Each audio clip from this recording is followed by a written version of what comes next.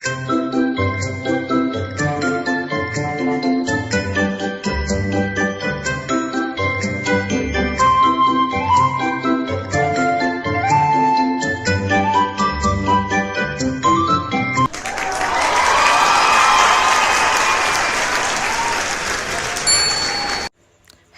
welcome to YouTube channel. Kembali lagi bersama Bunda Mamenku. Di video kali ini aku akan menjelaskan bagaimana tips menyiapkan anggaran selama Ramadan ya, Mam. Karena di sini kita tinggal menghitung beberapa hari lagi menuju hari yang suci, 41 hari dari sekarang. Yuk kita sama-sama kita siapkan bagaimana mengelola anggaran selama Ramadan. Seperti bunda-bunda diketahui ya, Ramadan kali ini tentunya masih di suasana yang sama di tahun kemarin, yaitu sedikit prihatin karena pandemi terus berlangsung dan ekonomi masyarakat kita masih penuh tekanan. Untuk itulah kita menyiapkan anggaran selama Ramadan mutlak harus dilakukan. Hal ini agar puasa tetap bisa dijalankan dengan kusyuk dan hikmat, Bunda. Nggak ada yang mudah sih memang dalam mengatur anggaran keuangan selama bulan Ramadan, apalagi kita ketahui godaan di bulan Ramadan itu terlalu banyak kayak makanan yang melimpah, pengen beli ini, rasanya mau makan, tapi ingat puasa, ntar beli, habis beli pas tiba buka nggak kemakan, ujung-ujungnya alamatnya ke tong sampah lagi. Nah, hal seperti itulah yang harus kita hindari ya, Mam. Walaupun selama 1 bulan penuh kita lebih jarang makan karena berpuasa, bukan berarti pengeluaran keuangan kita akan berkurang ya, Mam. Masih banyak nih orang-orang yang pengeluarannya malah menjadi membengkak setelah bulan Ramadan. Hal ini dikarenakan mahalnya biaya makanan, sekaligus ajakan makanan bersama di luar menjadi penyebab utama meningkatnya jumlah pengeluaran kita di bulan Ramadan. Sebelum kejadian di bulan Ramadan besok, yuk kita buat mini sinking fund nih, buat ngumpulin dana di bulan Ramadan 2022 ya, Mam. Aku akan memberikan beberapa tips dulu nih bagaimana cara mengelola keuangan di bulan Ramadan. Yang pertama itu bikin rencana keuangan. Biar makin mudah merencanakan cara menghemat pengeluaran selama bulan puasa, kita harus bikin nih rencana keuangan buat daftar pengeluaran yang direncanakan untuk makan sahur, berbuka, beli takjil, dan sebagainya. Anggarkan juga biaya untuk hiburan kita selama di bulan puasa. Yang paling penting nih, Mam, dan tidak boleh terlupa ada budget untuk membayar zakat fitrah dan sedekah ya, Mam. Itu wajib hukumnya. Terus pintar-pintar nih nyusun daftar prioritas pengeluaran apa aja yang mau kita buat. Contohnya, bayar zakat fitrah dengan sedekah sudah pasti lebih penting daripada biaya nonton bioskop ke luar rumah. Jadi kalau misalnya uangmu mepet, kita tahu dong pengeluaran mana yang harus didahulukan. Yang kedua itu nabung. Tanamkanlah niat kita bulat di dalam diri untuk menabung. Karena kita akan berguna di kemudian hari ya, Mam. Dikarenakan kebutuhan keluarga kita yang membengkak saat mendekati hari raya, Idul Fitri sekaligus adanya mudik, tentu perlu biaya yang tidak sedikit bukan, Mam? Nah, untuk mengatasi hal tersebut, cara terbaik yang bisa lakukan adalah menabung. Ditambah lagi, tabungan tersebut juga bermanfaat untuk kepentingan lainnya bersifat darurat. Yang ketiga yaitu stok bahan makanan. Sebaiknya selama bulan Ramadan tiba, belilah bahan makanan yang kita rasa butuh untuk menghindari adanya lonjakan harga selama bulan Ramadan. Belilah bahan makanan yang awet, misalnya mie instan, tepung, gula, beras, bumbu masakan, dan bahan lainnya yang bisa bertahan lama nih, Mam. Nah, kalau belum puasa pasti nggak bakal kelupaan tuh buka puasa di luar. Buka puasa bersama bisa juga dibilang sebagai bentuk memperkuat silaturahmi sih, Mam.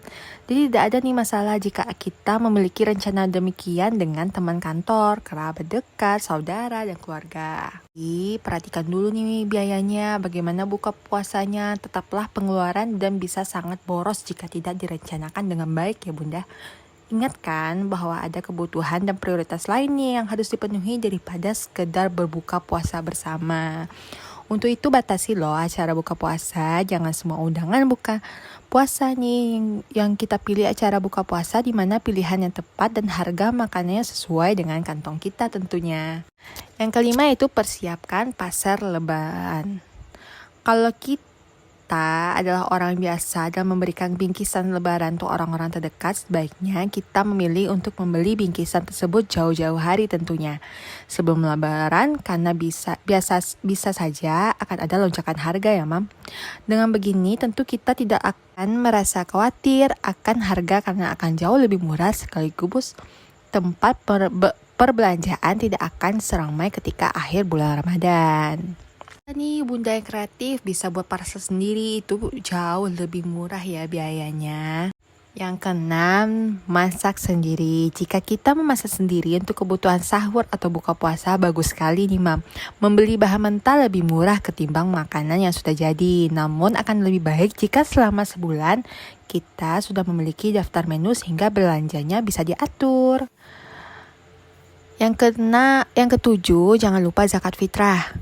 Menyiapkan anggaran untuk bersedekah. Dalam ilmu perencanaan keuangan selalu disediakan pos keuangan untuk kebutuhan keagamaan. Yang kedelapan yaitu kebutuhan versus keinginan. Diskon Ramadan memang menggiurkan mam, apalagi di masa pandemi seperti ini. Konsumsi belanja memang dibutuhkan untuk mendukung perekonomian negara. Tetapi sebaiknya disesuaikan juga dengan anggaran yang sudah kita susun. Harus komitmen nih, jangan tergoda. Siapkan anggaran selama Ramadan untuk berbelanja. Yang terakhir itu hindari mengambil dana darurat.